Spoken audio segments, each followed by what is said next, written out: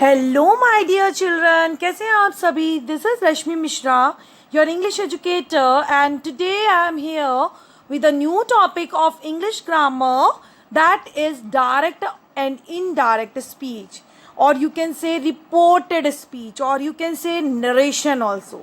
Okay, any of the name you can call for this topic, and we will discuss what is this direct and indirect speech. So children, we will learn today. Okay, there are the two things whenever we are writing a sentence. एक sentence लिख रहे हैं तो वाक्य में comma, inverted commas, ठीक है, पूरा स्टेटमेंट लिखा जाता है।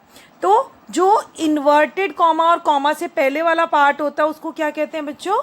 Reporting verb. Okay, and comma और इन्वर्टेड कॉमास में जो आता है वो आता है आपका reported speech. So we also known as direct and indirect speech, reported speech, direct indirect speech या फिर narration, ये एक ही चीज़ होती है बच्चों। In indirect speech, if you want to change direct speech in indirect speech, what we will do? We convey the speaker's message in our own word, मतलब हम अपने शब्दों में स्पीकर के मैसेज को बताते हैं।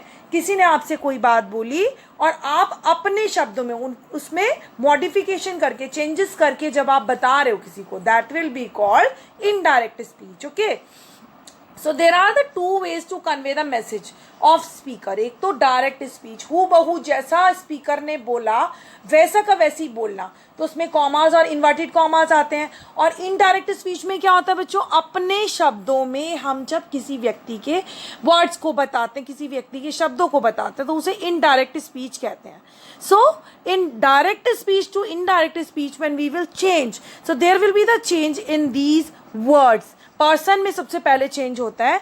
अगर डायरेक्ट स्पीच में कोई वर्ड पर्सन है आई, तो वहाँ पे जब हम रिपोर्टेड स्पीच बना रहे हैं, उसको इनडायरेक्ट बना रहे हैं, so it will be change in he and she, we me will be change in him और her, we would be change in they, us would be change in them, you will be changed in he, she, they, and him, her, them. Okay, my will be changed in his or her, and mine will be changed in his or hers.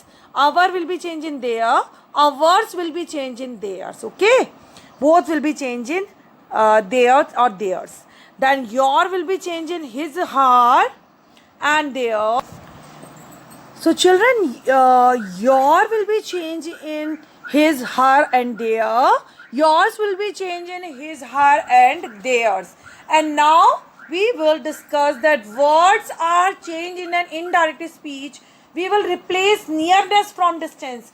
यानी कि हम कैसे change करेंगे बच्चों? कुछ ऐसे word हैं जिन्हें चेंज करना ज़रूरी होता है, जैसे now will be changed in then।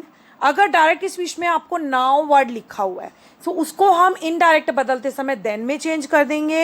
Hair will be change into there, today will be change into that day, tomorrow will be change into the next day, last week will change in the previous week, this will be change into that, tonight that night, ago before, the so, either, hither, thither, come, go, hence, thence, next, following.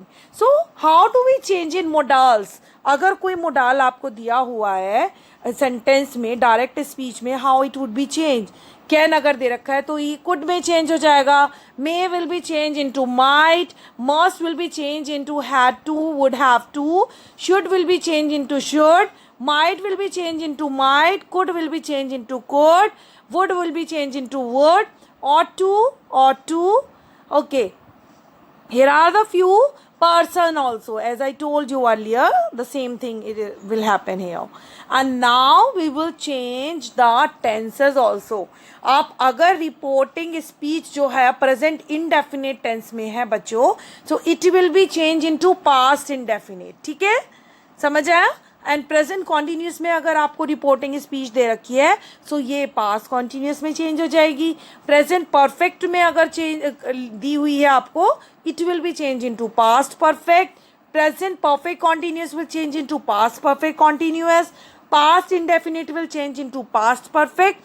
Past continuous will change into past perfect continuous. Past perfect will remain same, there will be no change, and past perfect continuous will remain same. Okay, and do remember one thing, future tense में अब will जो है वो would में change हो जाएगा. ठीक है. Now we will discuss here the assertive sentence, कैसे conversion किया जाता है, कैसे changes किया जाता है assertive sentences में जब हम direct से indirect speech बनाते हैं. She said, said के बाद हमेशा that आता है, commas, inverted commas remove हो जाते हैं बच्चों. So my will be changed into her according to the subject. So she said that her father was in Mumbai. Okay, so is will be changed into was. Now the same thing, Ram said I am a top class player. Ram said that he was a top class player. Now we will see the conversion of interrogative sentence. बच्चों interrogative sentences में क्या होता है, जो हमारे question mark वाले words होते हैं, WH फैमिली के वर्ड्स होते हैं, यस नो में जिसका आंसर दिया जाता है, जैसे कि he said to me what are you doing. तो यहाँ पे प्रश्न पूछा जा रहा है, तो he we will write here asked. He asked me what I was. As ये प्रेजेंट कॉन्टिन्यूस में तो हमने इसे पास, ये आपका प्रेजेंट कॉन्टिन्यूस में दे रखा है आर यू डूइंग, तो I was doing what I was doing, was will be there क्योंकि हम इसी किस में चेंज कर देंगे बच्चों, पास्ट कॉन्टिन्यूस में. ठीक है. She said to me what is your name, she asked me what my name was. Okay, और हम लास्ट में कभी भी क्वेश्चन मार्क नहीं लगाएंगे इनडायरेक्ट स्पीच में. ठीक है. नाउ इम्पेरेटिव सेंटेंसेस में क्या करना होता है बच्चों, इम्पेरेटिव सेंटेंसेस कौन से होते हैं जिसमें हम रिक्वेस्ट कर रहे हैं किसी से, है ना, जिसमें हम ऑर्डर दे रहे हैं या एडवाइस दे रहे हैं किसी को. और यहाँ पहले वाक्य में she said to me please help me, please का यूज किया गया. It means we are doing request with someone, right. So we will write here she requested me and we will add one more word that is to help her. According to subject it will change. ठीक है, object change हो जाएगा.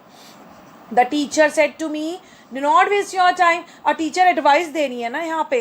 The teacher advised him not to waste his time. The boss said to the employee, get out of the room. Boss क्या कर रहा है, order दे रहा है एम्प्लॉय को to get out of the room. And now we will see the tense of reported speech does not change in following. कुछ ऐसे cases होते हैं जिसमें रिपोर्टेड स्पीच के जो टेंस होते हैं वो चेंज नहीं होते.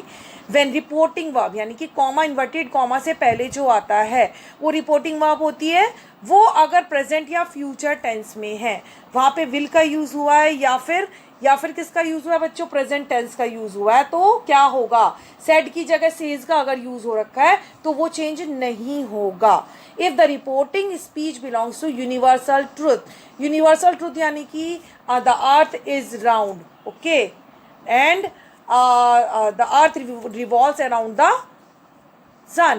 तो ये आपका यूनिवर्सल ट्रूथ है. अगर यूनिवर्सल ट्रूथ होगा वाक्य में तो भी इनडायरेक्ट स्पीच में चेंज नहीं होगा.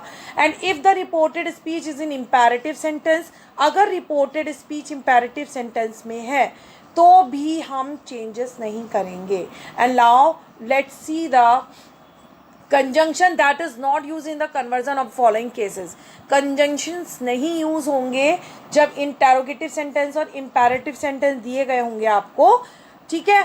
And conversion of exclamatory sentence, जो एक्सक्लामेटरी जो आपके मन के भावों को व्यक्त करते हैं, जहाँ पे हमारा कौन सा एक्सक्लामेशन मार्क आता है वो आपके एक्सक्लामेटरी सेंटेंसेस होते हैं. ठीक है.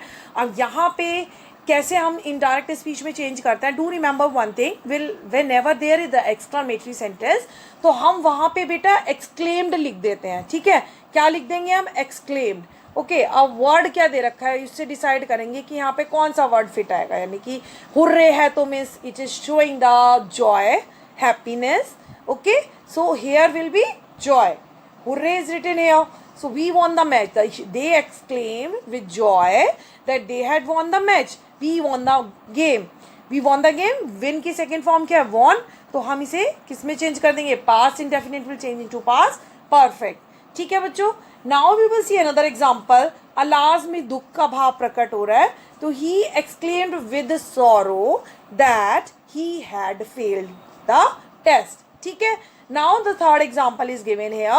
She said what a beautiful flower. तो exclaim with wonder, एकदम सरप्राइज का मोमेंट है ना, वाओ कितना सुंदर फ्लावर है. तो that the flower was very beautiful. Okay, So now we will see the conversion of direct speech in exception cases. यानी कि कौन से केसेस में हम चेंजेस नहीं करते. एक तो हिस्टोरिकल ट्रुथ जहाँ पर दिया गया होता है बेटा, वहाँ पर हम कभी भी कोई भी टेंस को चेंज नहीं करते. वेदर रिपोर्टिंग स्पीच हमारी चाहे वो पास्ट में हो, प्रेजेंट में हो या फिर फ्यूचर में हो. ठीक है, अगर हमें हिस्टोरिकल ट्रुथ दे रखा है बच्चों तो हम कोई चेंज नहीं करेंगे इन डायरेक्ट स्पीच में. प्रोवर्बियल ट्रुथ, भाई ये प्रोवर्बियल ट्रुथ क्या होता है? जो कोई प्रोवर्ब बन जाती है, जो नॉर्मली लोग बोलते हैं कि जहाँ पर चाहा वहीं पर रहा, है ना. तो दिस इज़ अ प्रोवर्ब. तो जहाँ पे भी प्रोवर्बियल ट्रुथ दिया हो वाक्य में, उसमें भी कोई भी चेंज हम नहीं करेंगे टेंस में. चाहे रिपोर्टिंग वर्ब हमारी जो है वो चाहे प्रेजेंट टेंस में, पास्ट में या फ्यूचर में. और do remember one thing, scientific truth अगर दे रखा है कि भाई water boils at 100 degree Celsius, obvious सी बात है, तो जिससे साइंटिफिक सच्चाई है. ठीक है, तो इसमें भी कोई भी चेंज नहीं करेंगे, हम एज इट इज लिख देंगे बच्चों. So now the today's class is over. I think you understood the tense, direct and indirect speech properly. Okay, do subscribe my channel, like my channel. Till then, goodbye for the next videos. Bye bye.